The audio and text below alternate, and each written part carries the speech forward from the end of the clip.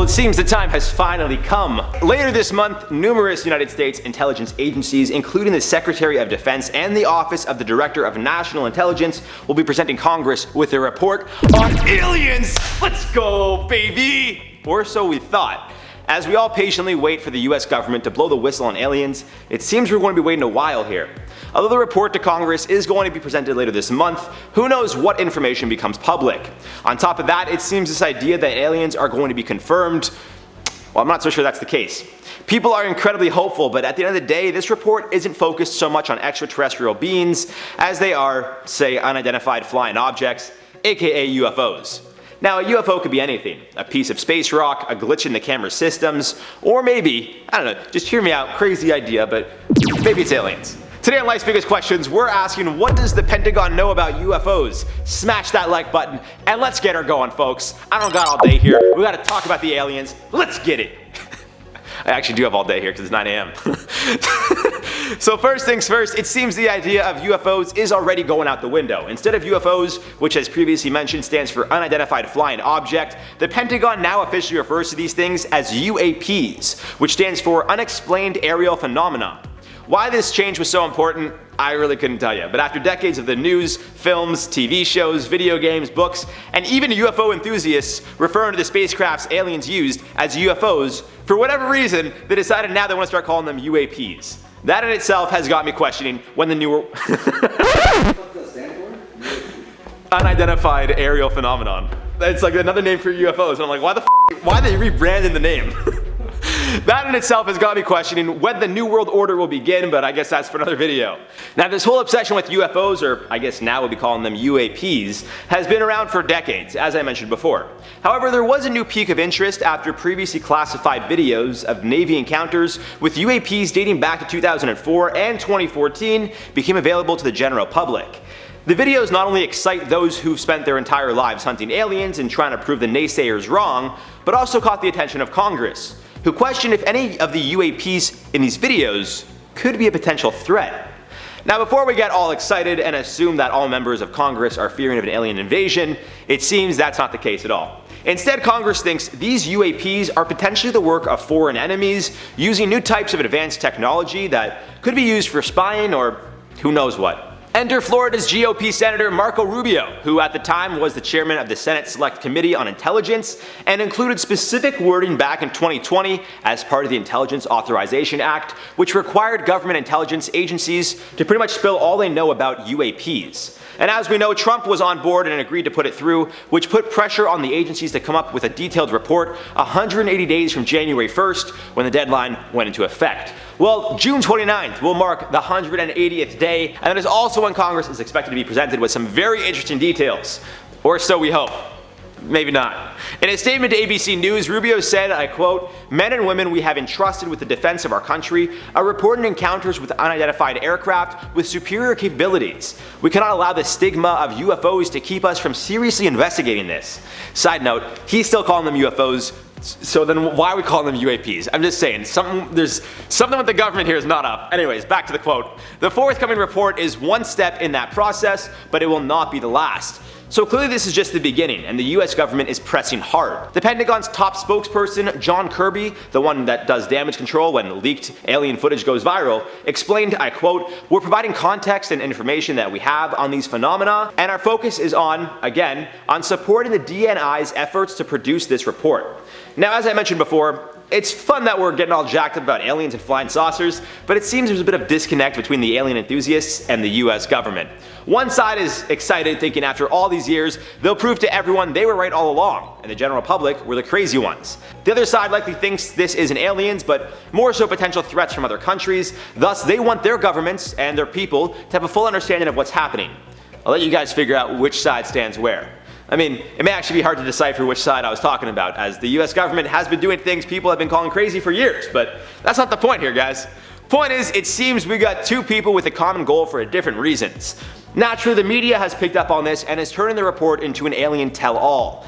Unfortunately, it turns out that might not be the case at all. Speaking with ABC News, a Pentagon spokesperson explained, I quote, "The protection of methodologies is an important part of how the UAP task force operates. This is an intelligence-driven effort, and in intelligence matters, you always try to protect the sources and methods used in order to prevent potential adversaries from getting an idea of how we learn things. This is a data-driven examination of UAPs. The more data we have, the better we are able to identify what these UAPs are." So pretty much what they're saying is, for the task force to do what they do, they gotta keep how they obtain such information very low-key.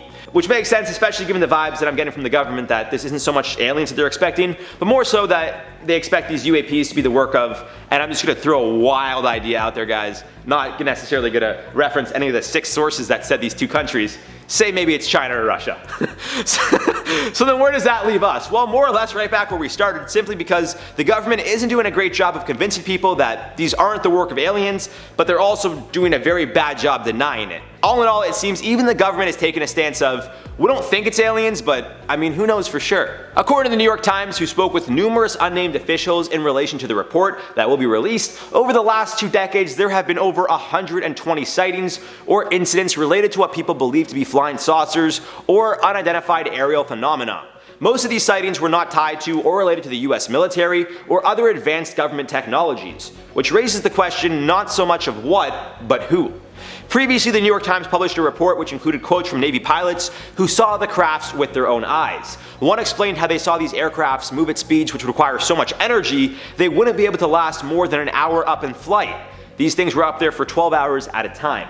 Still, it seems although the government and media are now fully behind and willing to admit that UFOs, or I guess UAPs as they're now referred to, are real, they may not be the work of another species. We'll just have to wait and see what the official report says, but don't be surprised if it's mainly just claims of other countries potentially using tech we've yet to fully understand. Or maybe it's aliens. Aliens! I really hope it's aliens, guys, but I don't think they're gonna. It won't be. As always, guys, we'd love to hear your thoughts on this one down below. For now, let's do some comment replies from the video. What if Logan Paul fought Tyson Fury? Jay said technique does not always win unless the difference in technique can make up for size. If the smaller guy has slightly better technique, but the other guy is a lot bigger, the bigger guy will win every time. I was referring to like Logan and Floyd. I think if you compare someone like, like I'm a UFC, I watch UFC, so it's like if Francis Ngannou fought Conor McGregor, I think Ngannou would probably win. They're both good strikers. McGregor's a better striker probably, but Ngannou's way bigger. So yeah. I mean, when there's such a drastic difference between size and technique, the technique will win every time. Because if you don't know what you're doing, as we saw, people are still saying that Logan won because he didn't get knocked out. He barely touched Floyd. He threw like, I don't know, 200 and something punches and like landed maybe 20. Like, that's what I was talking about. He couldn't touch him. He couldn't hit him. So, that's all I'm saying.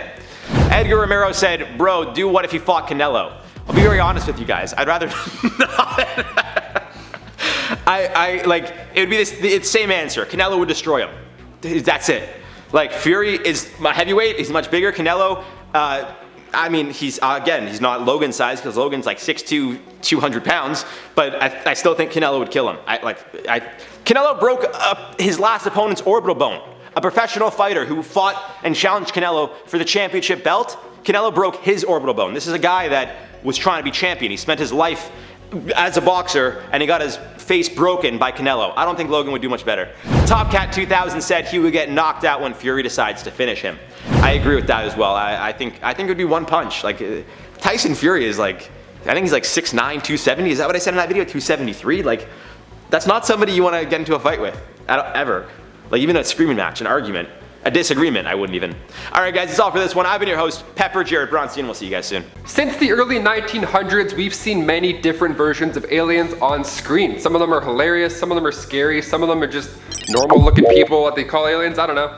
1902's A Trip to the Moon, for example, where the actual moon itself in that movie was scarier than the aliens. A Trip to Mars then came out in 1910, and the aliens were a lot different. See here, Danish director Holger Madden made the aliens peaceful, which is nice. That's a nice, we like peaceful aliens. And then come 2002, M. Night Shyamalan made them absolutely terrifying. Just ruined my childhood with this one. So the idea of alien life is intriguing and plausible, or batshit insane and laughable. It depends on who you ask, really. And with all these UFO videos being released now, one's gotta ask, what the is up with UFOs and the Pentagon? What is going on? Is this real? I thought this was a joke. The guy from Blink-182 is like, yeah, they're real. I'm like, you're from Blink-182. Are you real? So we're here to catch you up on the not so recent phenomena. I'm Taylor McWaters and welcome to What the Wednesdays. So it's hard to believe in aliens and UFOs. I mean, right off the bat, we all grew up watching aliens on TV shows and movies. It would be like if scientists all of a sudden were like, hey, you know Mr. Krabs? Turns out he's actually real. He's laundering money under the sea. That's the main problem. It's like, what? What are you talking about right now? Like, no, this is a made up thing. That's from a TV show. Aliens are made up. They're not real. Now, we haven't seen any photos or videos of aliens yet, but thanks to the Pentagon, we're now getting a closer look at tons of unidentified aerial phenomena, UAPs as they're referred to now. Because you know, UFOs are, that's some old they don't want to call them that anymore. And it turns out these 3 recent videos are very legit. So yeah, the Department of Defense released these videos to clear up any misconceptions about if the footage was real or not. It was leaked, and then people are like, you know what, the CGI is really good. This is CGI, right? Right? So one of the pilots who saw one of these UAPs back in 2004 told CNN that it moved almost like a ping pong ball bouncing off a wall. Did you hear the beat to Mario there? But back in 2017, a $22 million defense program was put in place called the Advanced Aerospace Threat Identification Program, or ATIP, if you want to call it that as well, that works. Its purpose was to study military encounters with these UAPs, and over time, more Navy pilots were coming out with their story. Eventually, come 2019, senators felt the need to be briefed on these sightings. Like, it's not a bit anymore. What are these? Are these things actually a problem? Are they sent from different countries? Do we know where they're from? So after a vote from the Senate intelligence community in June 2020, it was agreed that UAP reports get added to the Intelligence Authorization Act for 2021.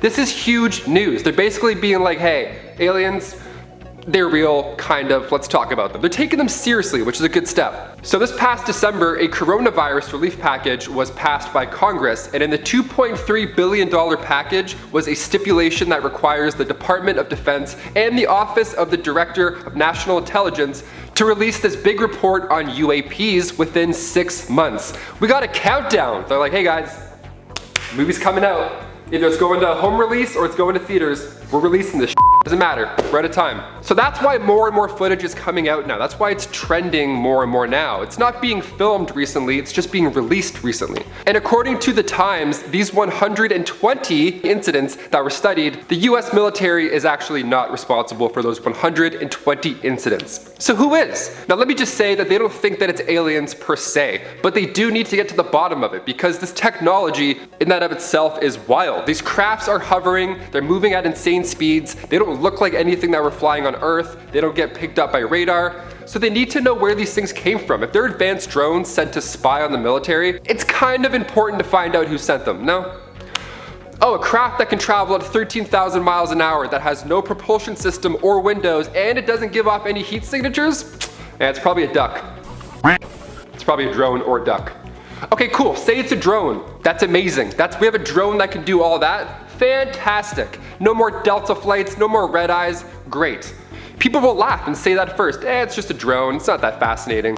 Recently, a former Navy pilot, Ryan Graves, spoke out to 60 Minutes, and he explained that these UAPs would pop up during training exercises every single day for at least a couple of years. Now, this is news to us, but this has been an actual military threat. Unidentified flying objects sounds funny. It sounds like aliens are like, where are you going?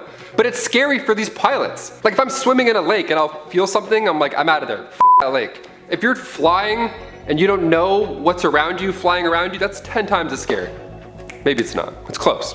Graves himself said that if these were tactical jets from another country that were hanging out up there, it's an issue. That itself is a problem. But because it looks kind of different, like one of them looks like a dreidel almost, but because it looks slightly different, we're not willing to actually look into the problem and stare at it in the face. We're just happy to ignore the fact that these are out there, just watching us every day.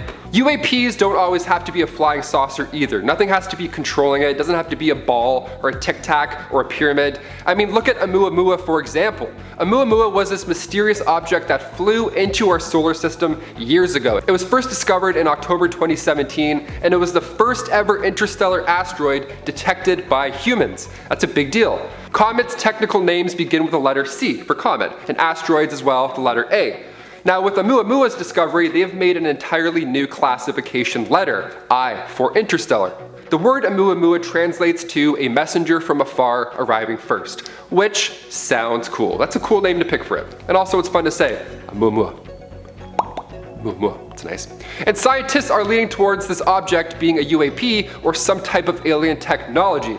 Because the object is long and thin, they kind of referenced it to be like a giant cigar-shaped asteroid. Now it shot across the cosmos like a comet, only it didn't have a tail, which is odd. So the first thought was, okay, maybe it's hydrogen blasting off of the object, and that's what's causing it to whip into our solar system. But the tricky thing is that Oumuamua changed its mind on its destination, it seems. The object, measuring at about 2,500 feet long, came into our solar system, and instead of orbiting around the sun and then back again like most things, it just left. It changed its mind. The Spitzer Space Telescope didn't detect much heat coming from the object, and based on its size and the trajectory of the sun, the object has to be extremely shiny. They're predicting that it has a reflectance that is 10 times higher than previously studied solar system asteroids. So what is it?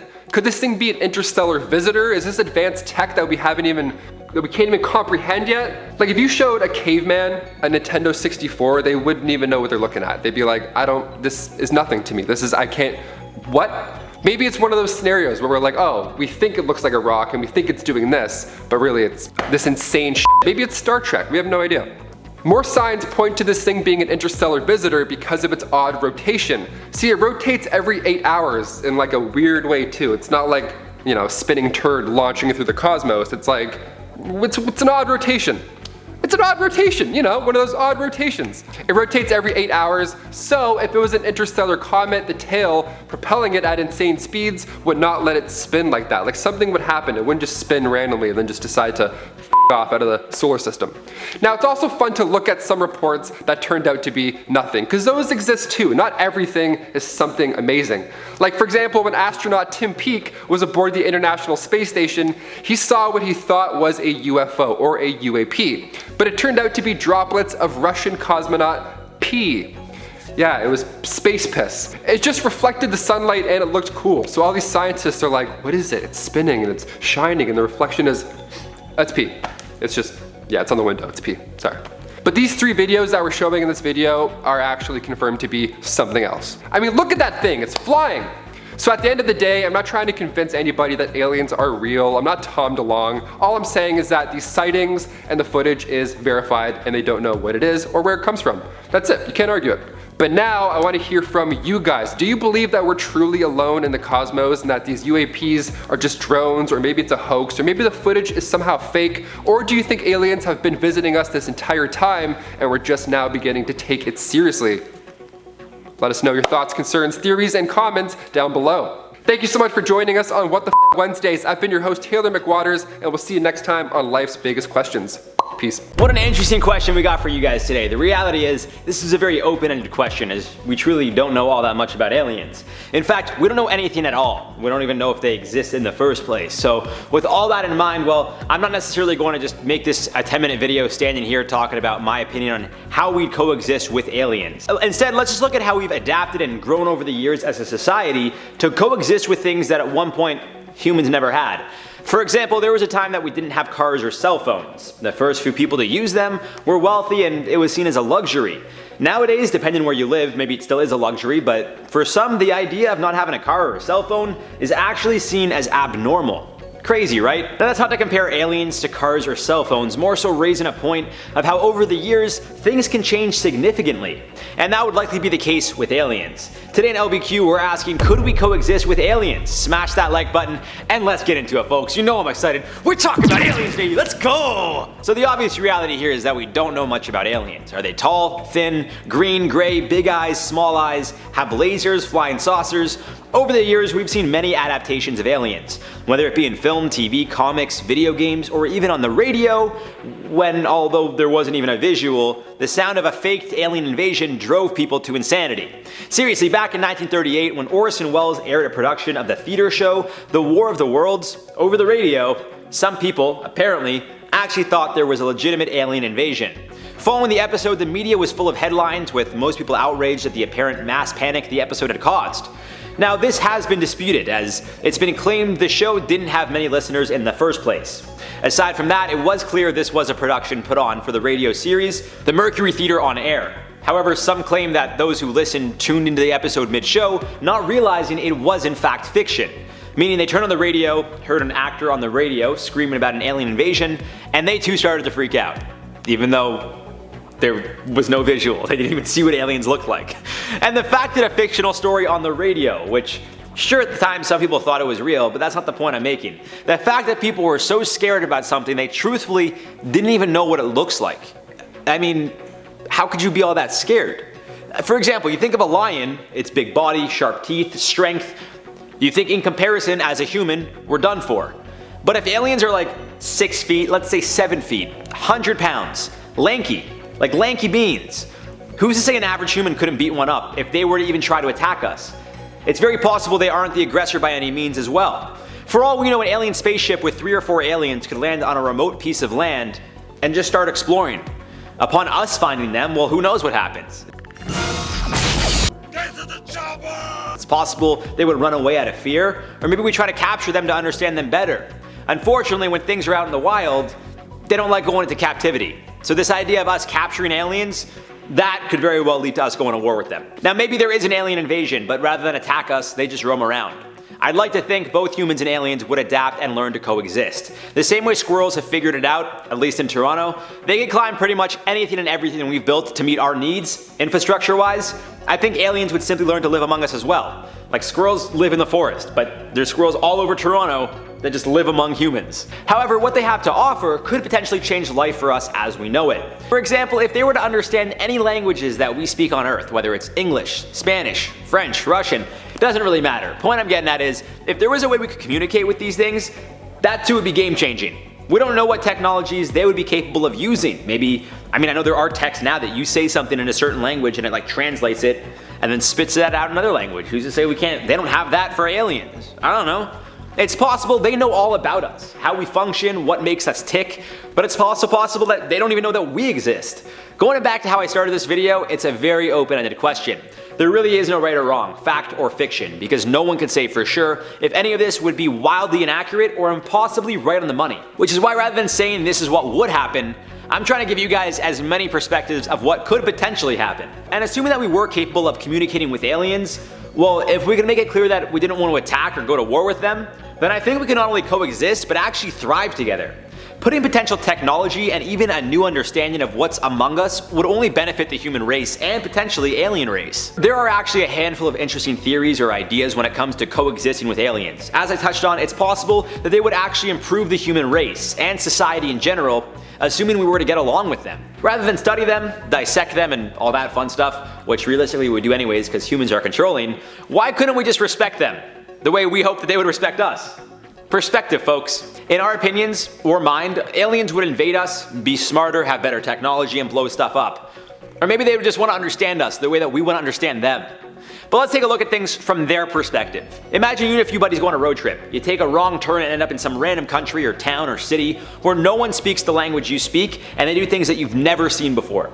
As we know, this is often referred to as a culture shock, when someone is removed from their familiar culture or day-to-day life and are thrown into the fire of a new culture, where things are incredibly different. Well, who's to say it would be any different for aliens? For all we know, aliens have jobs, families, a day-to-day life, and a thriving society just like us. We really have no idea. And we don't know if they'd even want to live on Earth. Maybe they find things on Earth that they need for their home planet, and their home planet is full of natural resources that we're running out of on Earth. That would change how we coexist with them, compared to if we just tried to capture and enslave the aliens to learn their tech and eventually, I guess, dominate the rest of the universe. I don't know what the goal is here, guys, looking for aliens. And that's something else I didn't even touch on. Do you guys know how small we are in comparison to the entire universe or the galaxy? Do you know how many potential aliens could be out there? And I didn't even mention the idea of invisible aliens. I know it sounds crazy, but yes, there is a theory which hasn't been proven, but there's also no way to disprove it, that aliens could be living among us right now, right here, and they are invisible. Back in 1991, Helen Sharman, who was the first British person to leave our atmosphere, making history at just 27 years old to go out into space, well, she said something very, very interesting. After returning home from her trip to the Soviet Mir space station in 1991, she told a local newspaper, I quote, "Aliens exist. There's no two ways about it. There are so many billions of stars out there in the universe that there must be all sorts of different forms of life. Will they be like you and me, made up of carbon and nitrogen? Maybe not. Now, as I said from the start, guys, this is a totally open-ended question. The idea of coexisting doesn't mean we're necessarily thriving. We're technically coexisting during a pandemic, but that doesn't necessarily mean we're living our best lives. We've just learned to adapt as humans, and any living thing does, in order to survive. So to wrap this one up, we could coexist with aliens, so long as it wasn't a threat to our survival. If they came to Earth as an aggressor, trying to attack us, odds are coexisting wouldn't be a possibility, unless somehow we formed a truce.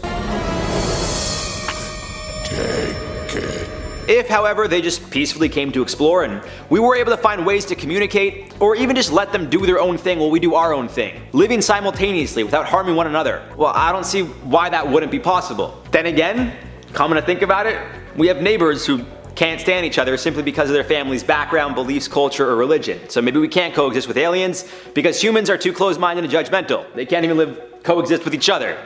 Who knows? For now, let's reply to some comments from the video. What if Loki was real? As always, guys, love to hear your thoughts on this one down below. Do you think we coexist with aliens? Let me know what you're thinking. For now, I want to talk about Loki. Low-key. Loki. I don't know. I guess it's the same thing, right? People say it like Loki and then low-key. It's Loki, isn't it? Low-key? I don't know. The Fat Piranha Plant said then he'd play Loki in the MCU instead of Tom Hiddleston. That comment actually made me laugh. If you guys watch Top 10 Nerd, my boy Taylor and I sit beside each other. We were laughing about that one. I was like, it's true. Cause like, why need an actor to play the real guy? I get it, it's a good one. Fox Jake said, so does that mean Loki could be literally every YouTuber who specializes in prank videos? Technically speaking, yes. Cause he loves the mischief and he could technically be anybody. So technically, yeah. Which would mean he's not only the good ones, but also the really bad ones. They're all bad. I'm joking. I don't actually watch pranks on YouTube. Gabriel Smith said, I think Loki would hurt us, but then would end up helping us like he did with the gods in Norse mythology. I agree. He's not a bad person. He just always wants to seem like the good guy. So he'll do things deliberately to put someone in a bad situation just to help them so it seems like he is the nice person. Even though that's pure manipulation. But it's a dog-eat-dog world out there, boys and girls. Hey baby, you gotta do what you gotta do, right? So do what you gotta do. If you gotta ruin people's lives and then improve them to make them seem like you're a good person, so be it. I back it. I support it. Not actually. That's a terrible thing to do. Don't do that. Alright guys, that's all for this one. I've been your boy Pepper, and we'll see you guys soon. A question that many have wondered for years. Is there any truth to any of the alien, UFO, or out-of-this-world sightings, which for decades, even centuries, have never provided enough evidence for society to collectively accept their existence in the first place? As we know, the idea of contacting aliens or getting any footage has become a hot commodity. So naturally, as is the case with anything of value, a lot of fakes have tried to make money off of a potential opportunity. This unfortunately soured the idea and made it that much tougher for professionals and the general public to decipher fact from fiction. With all that being said, over the years a handful of situations have occurred, leading us to believe, well, we may not be alone. Photos and videos of unexplainable things happening caught on camera more than once will certainly have you scratching your head. Today in LBQ, we're asking, have we made contact with aliens? Smash that like button, and if we hit 1,000 likes, maybe, just maybe, we'll get an alien on the show. Who knows? I'm just saying. Not yet. I'm just saying, you never know.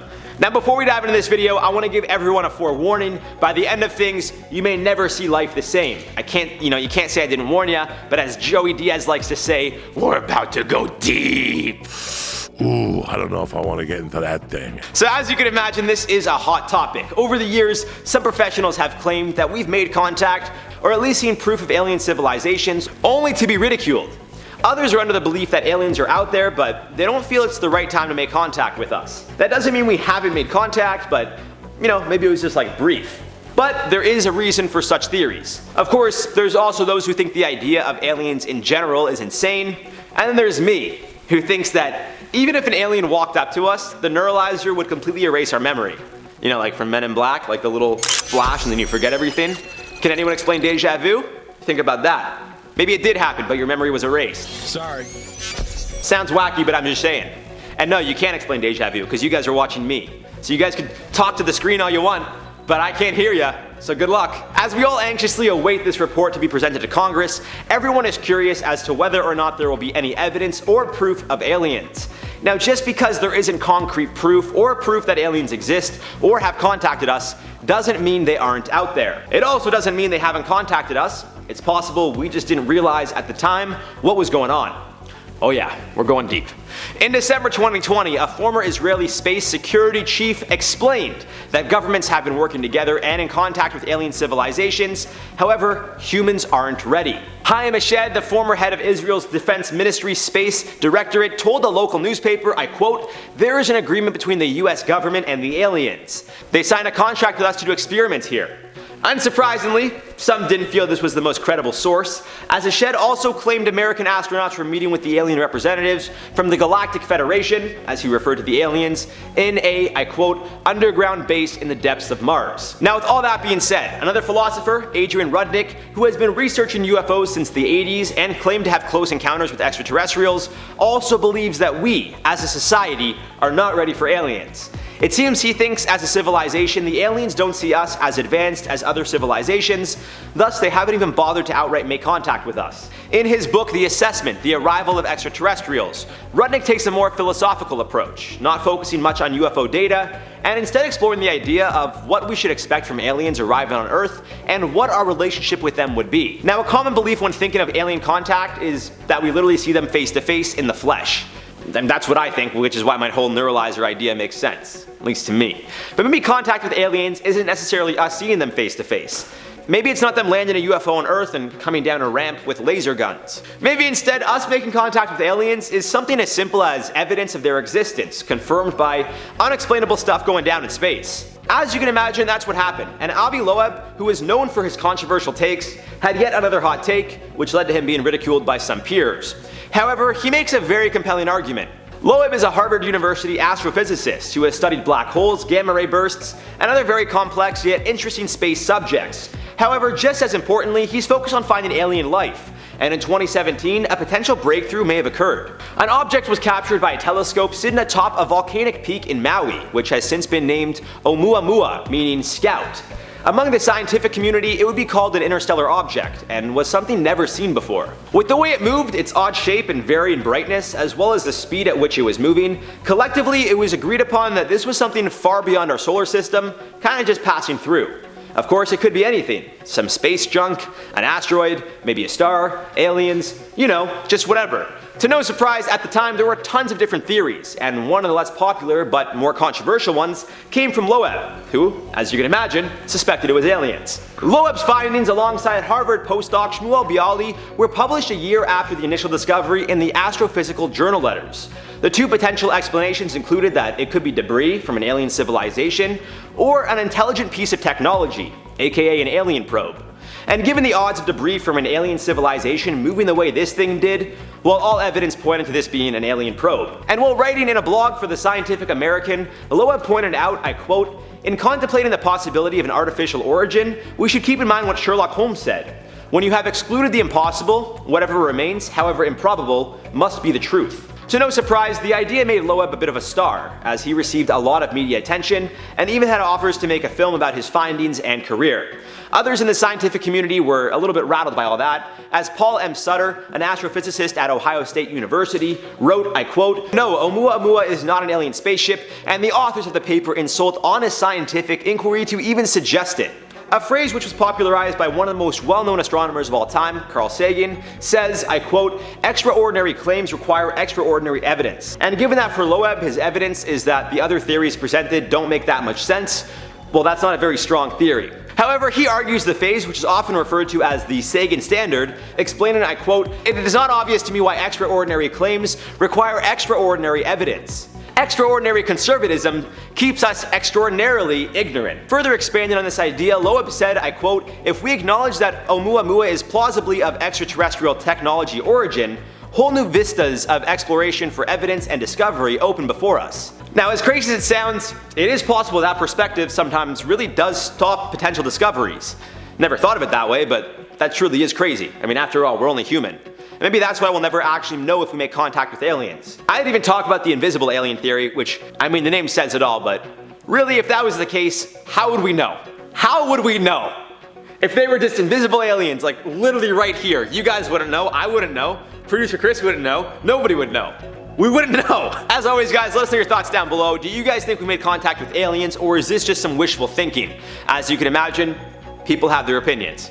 For now, let's do some common replies from the video. Top 10 scariest American mythic monsters in history. Sean Jones said, what about the Jersey Devil? Probably the scariest one.